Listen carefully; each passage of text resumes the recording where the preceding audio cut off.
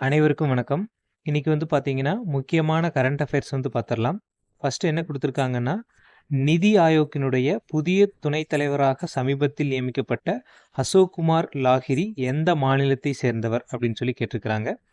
So, நிதி ஆயோக்கினுடைய துணைத் தலைவராக சமீபத்தில வந்து பார்த்தோம்னா, அசோக் குமார் லாஹிரி அப்படிங்கிறவர் தேர்ந்தெடுக்கப்பட்டிருப்பாரு. இவர் எந்த மாநிலத்தை சேர்ந்தவர் அப்படின்னா, மேற்கு வங்க மாநிலத்தை சேர்ந்தவர். ஸோ இதுக்கு முன்னாடி வந்து பார்த்தோம்னா, வெஸ்ட் பெங்கால்ல ஒரு சட்டமன்ற தொகுதியில எம்எல்ஏவாக பணியாற்றியிருக்கிறாரு.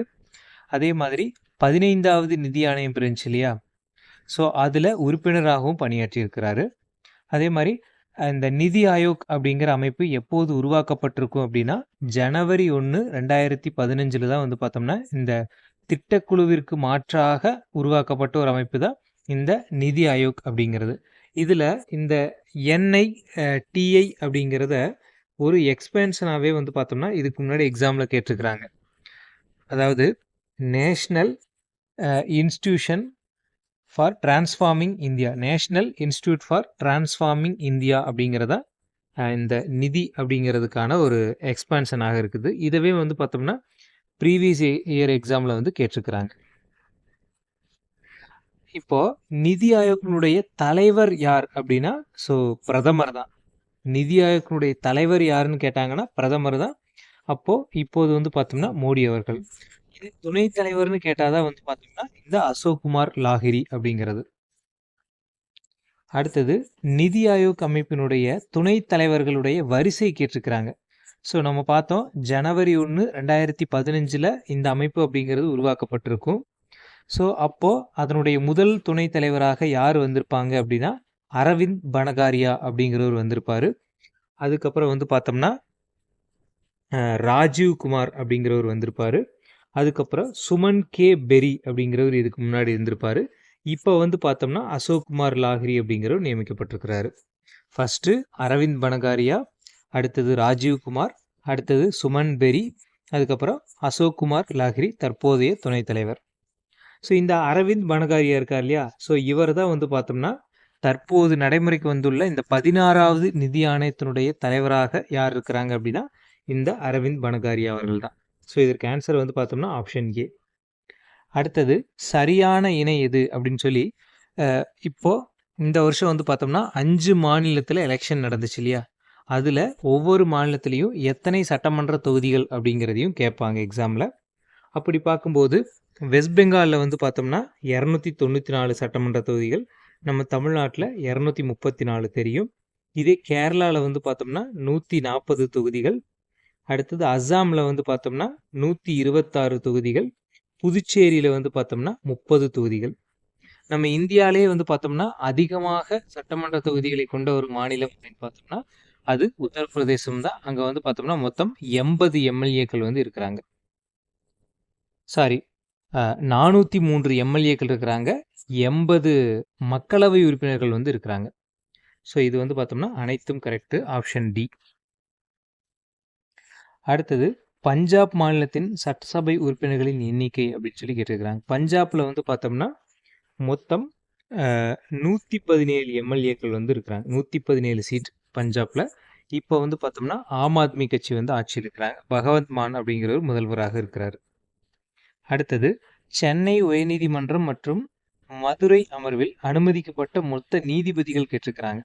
ஸோ உயர்நீதிமன்றங்களில் வந்து பார்த்தோம்னா மொத்தம் 75 நீதிபதிகள், தலைமை நீதிபதியும் சேர்த்து 75 நீதிபதிகள் வந்து அனுமதிச்சிருக்கிறாங்க. அதே உச்சநீதிமன்றத்தில் வந்து பார்த்தோம்னா 33 + 1 மொத்தம் 34 பேர் வந்து இருப்பாங்க. உயர்நீதிமன்ற நீதிபதிகளினுடைய ஓய்வு பெறும் வயது அப்படிங்கிறது 62. உச்சநீதிமன்ற நீதிபதிகளின் ஓய்வு பெறும் வயது அப்படிங்கிறது 65. இந்த உயர்நீதிமன்ற நீதிபதிகளும் சரி, உச்சநீதிமன்ற நீதிபதிகளும் சரி, இந்த ரெண்டையுமே நியமிக்கிறது யாருன்னா குடியரசுத் தலைவர் தான் வந்து நியமிக்கிறது.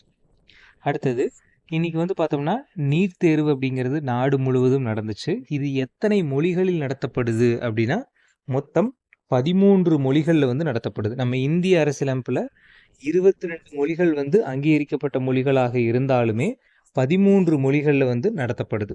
ஆங்கிலம் உட்பட 13 மொழிகளில் நடத்தப்படுது. ஸோ நம்ம காம்படிட்டிவ் எக்ஸாமும் நிறைய எக்ஸாம் வந்து பார்த்தோம்னா ரயில்வே ஆகட்டும், அதே மாதிரி எஸ்எஸ்சி ஆகட்டும், நிறைய எக்ஸாம் வந்து பார்த்தோம்னா 13 லாங்குவேஜ்லேயுமே நடத்துகிறாங்க, பேங்க் எக்ஸாம் எல்லாமே. அடுத்தது, இந்தியா சமீபத்தில் எந்த நாட்டுடன் தடையற்ற வர்த்தக ஒப்பந்தம் செய்துள்ளது அப்படின்னு கேட்டிருக்கிறாங்க. ஸோ சமீபத்தில் வந்து பார்த்தோம்னா நியூசிலாந்து நாட்டுடன் பார்த்தோம்னா இந்த ஃப்ரீ ட்ரேட் அக்ரிமெண்ட் அப்படிங்கிறத நம்ம இந்தியா வந்து சைன் பண்ணியிருப்பாங்க. ஃப்ரீ ட்ரேட் அக்ரிமெண்ட் அப்படின்னா என்னென்னா, ஸோ இந்தியாவிலேருந்து நியூசிலாந்துக்கு ஒரு பொருள் போகுது அப்படின்னா அங்கே வந்து பார்த்தோம்னா டேக்ஸ் இருக்காது அல்லது டேக்ஸ் கம்மியாக போடுவாங்க. அதே வந்து நியூசிலாந்துலேருந்து ஒரு ப்ராடக்ட் வந்து இந்தியாவுக்கு வருது அப்படின்னா இங்கே வந்து பார்த்தோம்னா வரி வந்து கம்மியாக போடுவாங்க அல்லது ஃப்ரீயாக அனுமதிப்பாங்க.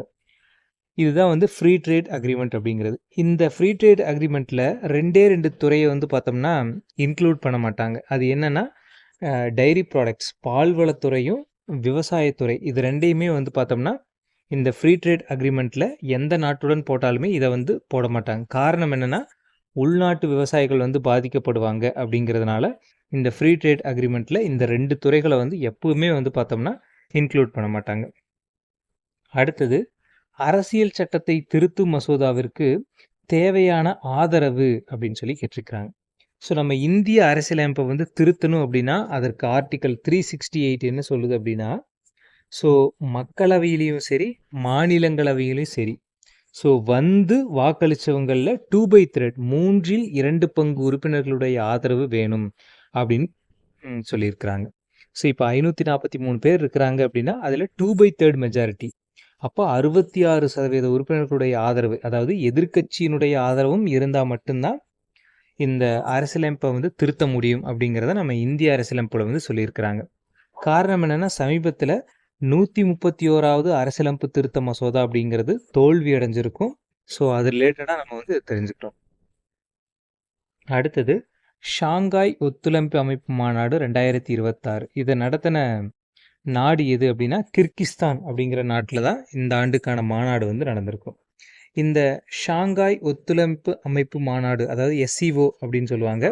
ஸோ இந்த அமைப்பு வந்து எப்போது உருவாக்கப்பட்டிருக்கும் அப்படின்னா 2001 வந்து பார்த்தோம்னா உருவாக்கப்பட்டிருக்கும்.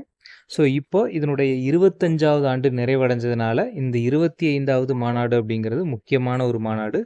இது வந்து பார்த்தோம்னா கிர்கிஸ்தான் அப்படிங்கிற ஒரு நாட்டில் வந்து நடந்திருக்கும். இந்த அமைப்பில் இந்தியா வந்து எப்போது இணைஞ்சிருப்பாங்க அப்படின்னா 2017 இணைஞ்சிருப்பாங்க. பாகிஸ்தானும் 2017 வந்து இணைஞ்சிருப்பாங்க. இந்த அமைப்பில் கடைசியாக இணைஞ்ச நாடு எது அப்படின்னா பெலாரஸ் அப்படிங்கிற ஒரு நாடு தான் 2024 வந்து பார்த்தோம்னா இணைஞ்சிருப்பாங்க. அடுத்தது, சர்வதேச அளவிலான கூகுள் செயற்கை நுண்ணறிவு மையம் எந்த மாநிலத்தில் அமைய உள்ளது அப்படின்னா, ஸோ ஆந்திர மாநிலத்தில் வந்து பார்த்தோம்னா அமைக்க போகிறாங்க.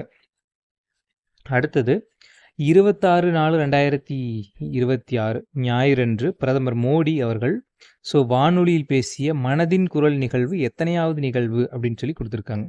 ஸோ நம்ம இந்தியாவில் வந்து பார்த்தோம்னா மோடி அவர்கள் வந்து பிரதமராக பதவியேற்றதிலிருந்து பார்த்தோம்னா ஒவ்வொரு மாதமே வந்து பார்த்தோம்னா கடைசி ஞாயிற்றுக்கிழமை வந்து மனதின் குரல் அப்படிங்கிற ஒரு நிகழ்ச்சி வந்து ஏற்பாடு செஞ்சு ஸோ அதில் வந்து பிரதமர் மோடி அவர்கள் வந்து பேசுவார்.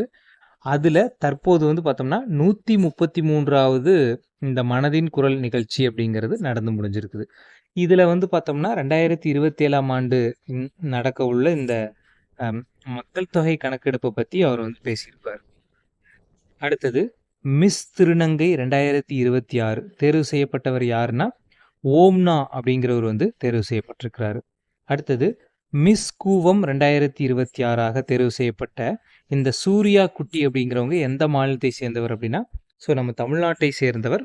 ஸோ குறிப்பாக சொல்லணும்னா கோவை மாவட்டத்தை சேர்ந்தவர் தான் இவர், இந்த சூர்யா குட்டி அப்படிங்கிறவங்க. அடுத்தது, நாட்டிலேயே ஒரு சட்டசபையில் முதலில் நம்பிக்கை வாக்கெடுப்பு நடத்திய முதல்வர் யார் அப்படின்னு சொல்லி கேட்டிருக்கிறாங்க. இது ஆக்சுவலாக வந்து கேரளாவில் தான் வந்து பார்த்தோம்னா நடந்திருக்கும் 1970.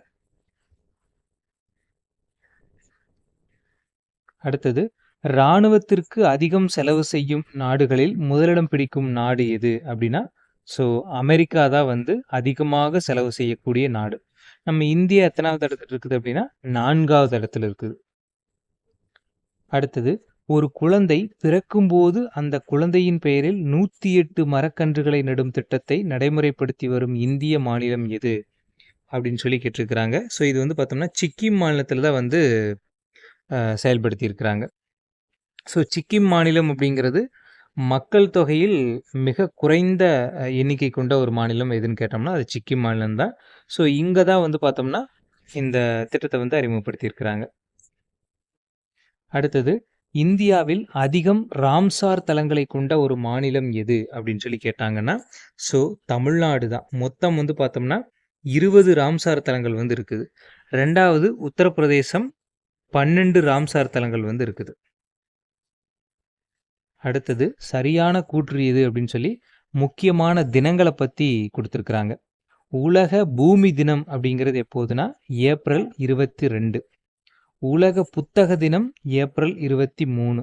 தேசிய பஞ்சாயத்து ராஜ் தினம் அப்படிங்கிறது ஏப்ரல் 24. உலக மலேரியா தினம் அப்படிங்கிறது ஏப்ரல் 25. எல்லாமே கரெக்டாக இருக்குது. இந்த பஞ்சாயத்து ராஜ் தினம் அப்படிங்கிறது எதுக்காக கொண்டாடப்படுது அப்படின்னா 73வது சட்ட திருத்தம் இருக்கு இல்லையா, அதில் தான் வந்து பார்த்தோம்னா பஞ்சாயத்துகளுக்கு அரசியலமைப்பு அந்தஸ்து வந்து கொடுத்துருப்பாங்க. ஸோ இந்த சட்டம் அப்படிங்கிறது 1993 ஏப்ரல் 24 அன்னைக்கு நடைமுறைப்படுத்தியிருப்பாங்க. ஸோ அந்த தினத்தை தான் தேசிய பஞ்சாயத்து ராஜ் தினமாக கொண்டாடிட்டு வர்றோம். அடுத்தது 2027ஆம் ஆண்டு எடுக்க உள்ள இந்த மக்கள் தொகை கணக்கெடுப்பு இருக்கு இல்லையா, ஸோ இதுக்காக நம்ம இந்திய அரசு வந்து பார்த்தோம்னா ஒரு டோல் ஃப்ரீ நம்பரை வந்து அறிமுகப்படுத்தியிருக்கிறாங்க. அது என்ன நம்பர்னா 1855 அப்படிங்கிற ஒரு நம்பரை வந்து அறிமுகப்படுத்தியிருக்கிறாங்க. ஸோ இந்த 2027 நடக்க போகிறது 16வது மக்கள் தொகை கணக்கெடுப்பு. அதே சுதந்திர இந்தியாவின் 8வது மக்கள் தொகை கணக்கெடுப்பு அப்படின்னு சொல்லுவாங்க. இது முழுக்க முழுக்க டிஜிட்டல் பேசிஸில் தான் வந்து நடக்கும். அடுத்தது காவிரி மேலாண்மை ஆணையம் எப்போது அமைக்கப்பட்டது அப்படின்னு சொல்லி கொடுத்துருக்குறாங்க. ஸோ உச்சநீதிமன்ற தீர்ப்பின்படி 2018ஆம் ஆண்டு தான் இந்த காவிரி மேலாண்மை ஆணையம் அப்படிங்கிறது அமைக்கப்பட்டது.